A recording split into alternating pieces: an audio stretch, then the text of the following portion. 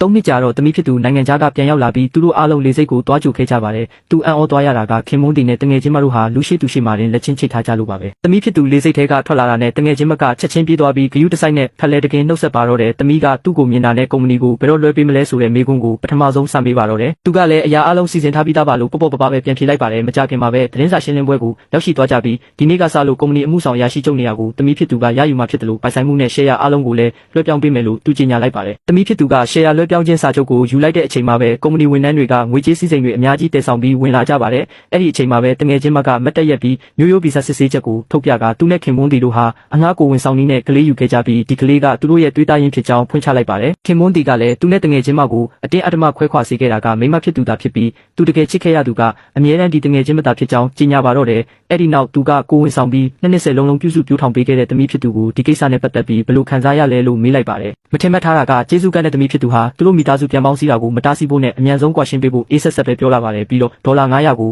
သူ့မျက်နှာစီပြစ်ပေါက်လိုက်ပြီးဒါကသူ့ကိုကျွေးမွေးဆောင်ရှောက်ခါနဲ့ကွာရှင်းကြေးပဲလို့ပြောပါတယ်။ခင်မွန်းတီကအခွင့်ကောင်းယူပြီးကြိုတင်ပြင်ဆင်ထားတဲ့ကွာရှင်းစာချုပ်ကိုကမ်းပေးကအမြန်လက်မှတ်ထိုးဖို့တောင်းဆိုပါတယ်။သူတို့အားလုံးအံ့ဩသွားရတာကတော့သူကတွေ့ဝေးမနေပဲချက်ချင်းလက်မှတ်ထိုးပေးလိုက်တာပါပဲ။တငယ်ချင်းမကတော့သူ့အရာအားလုံးဆုံးရှုံးသွားပြီလို့ထင်ပြီးချက်ချင်းပဲအော်ဟစ်ရေမောပါတော့တယ်။ဒါပေမဲ့အဲ့ဒီအချိန်မှာပဲသူကသူတို့ကိုပေးချင်တဲ့လက်ဆောင်တစ်ခုကြံသေးတယ်လို့ပြောလိုက်ပါတယ်။လက်ထောက်ဖြစ်သူကတေတက်လက်ပါတဲ့တစ်သားတစ်လုံးကိုတဲဆောင်လာခဲ့ပါတယ်။အဖုံးကိုဖွင့်လိုက်တဲ့အခါအတွင်းထဲမှာသူတို့မိသားစုရဲ့အမြင့်ဆုံးအာဏာကိုကိုစားပြုတဲ့မိသားစုအမွေပစ္စည်းရှိနေခဲ့ပါတယ်။